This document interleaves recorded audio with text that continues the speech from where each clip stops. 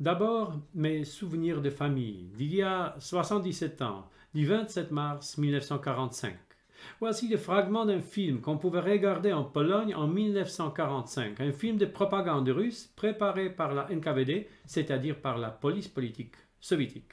Ces personnes, représentants de la réaction fasciste polonaise, ont revêtu un masque de démocrate et aspiré au droit de gouverner la Pologne. Ils se sont appelés le Conseil clandestin des ministres. Ils avaient l'intention de jouer un rôle important en Europe.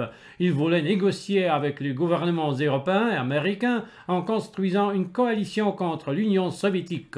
Au lieu de cela, ils sont jugés pour les crimes sanglants contre l'armée rouge qui a libéré la Pologne. Voici le général Leopold Okulicki, l'organisateur et le commandant militaire de la clandestinité terroriste. Voici Jan Stanisław Jankowski, vice-premier ministre du gouvernement polonais à Londres. Voici le président du Parlement, le soi-disant Conseil de l'unité nationale. Voici les membres du soi-disant Parlement clandestin, Michałowski, Koblański, Stemler, Dąbski. Dans ce film, vous avez pu voir mon grand-père Stanisław Michałowski.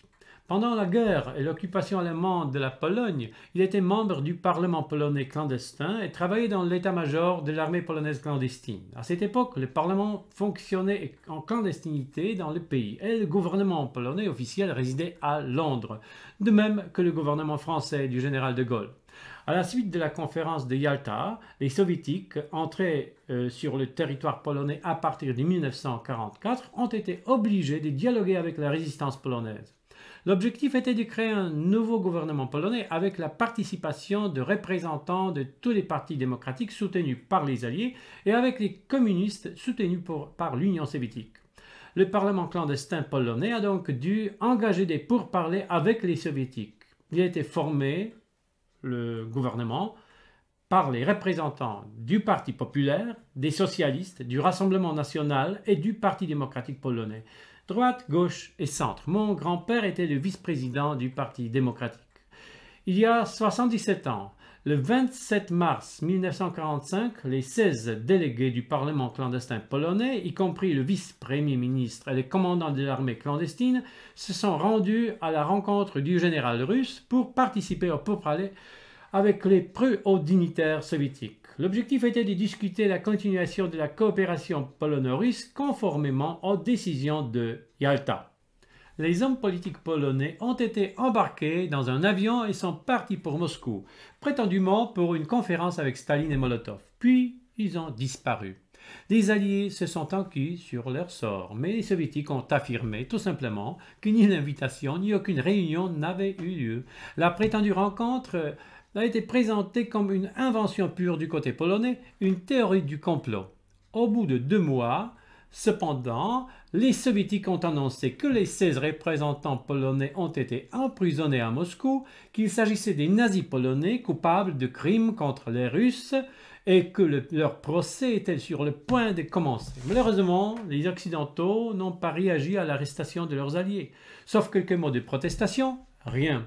Dans le même temps, un nouveau gouvernement polonais a été établi avec la participation des communistes et du Parti populaire. Le Parti populaire n'a pas osé défendre ses représentants jugés à Moscou, de peur de ne pas pouvoir participer au gouvernement. Mais bientôt, le Parti populaire a été éliminé à son tour.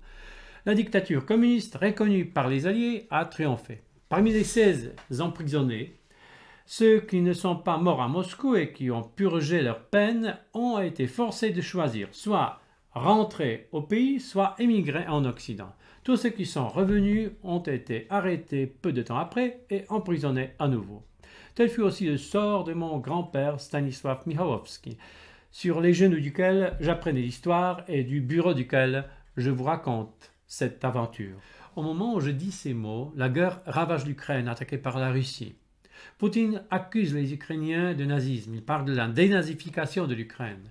Beaucoup de gens en Occident le prennent au sérieux. Que va-t-il se passer ensuite? Je viens d'entendre qu'un des députés à la Douma russe a indiqué qu'il y avait plus de pays qui devraient être dénazifiés et qu'il aurait commis des crimes contre l'humanité. Parmi eux se trouvent la Pologne, la Lituanie, l'Estonie, tous ceux qui ont rompu le joug soviétique il y a 30 ans. La plupart des Polonais ne se laissent pas impressionner par cette propagande russe. Nous savons qu'elle veut vraiment dire, car nous lisons et entendons des mots que nous connaissons depuis longtemps. Mon grand-père, représentant du parti centriste démocrate, a été également qualifié de fasciste polonais. Dès mon plus jeune âge, encore avant la chute du régime communiste, je suivais les reportages des journaux russes sur la Pologne, attentif à leurs manipulations et à leurs mensonges. Et j'ai toujours admiré ceux que la propagande russe calomniait. Maintenant, quand je lis les rapports russes sur l'Ukraine, c'est la même chose. Donc, vive l'Ukraine! Vive l'Ukraine libre, gloire à ses héros. Cependant, il n'est pas surprenant qu'il y ait tant de Français, d'Anglais et d'autres qui croient sans réserve à la propagande russe. Il y a 77 ans, c'était la même chose. Alors, on décrivait les Polonais comme des fous qui, au nom de leurs intérêts nationalistes, entrevaient l'accord entre les Soviétiques et les Alliés. Le comportement actuel de la droite catholique française est du déjà vu pour moi. Mais nous, les autres Polonais, qui avons connu la manière russe de faire de la politique et de la propagande, nous ne nous faisons pas d'illusions. C'est une tentative russe de conquérir autant d'Europe que possible. Les Ukrainiens et les Polonais sont un obstacle pour la Russie. Chaque mensonge dirigé contre eux et chaque crime seront justifiés. C'est aussi le moment où la Russie connaît des difficultés. C'est le moment où elle peut être vaincue, quoi que cela signifie. C'est pourquoi vous ne devez pas regarder sans agir ce qui se passe en Ukraine. Dans un instant, tout cela peut se produire dans n'importe quel autre pays. Ceux qui ne veulent pas livrer les armes, des avions, des chars, des missiles à l'Ukraine sont aveugles. Ils seront tôt ou tard confrontés eux-mêmes à l'invasion russe. Je n'ai aucun doute à ce sujet. Par conséquent, vive l'Ukraine libre, gloire à ses héros.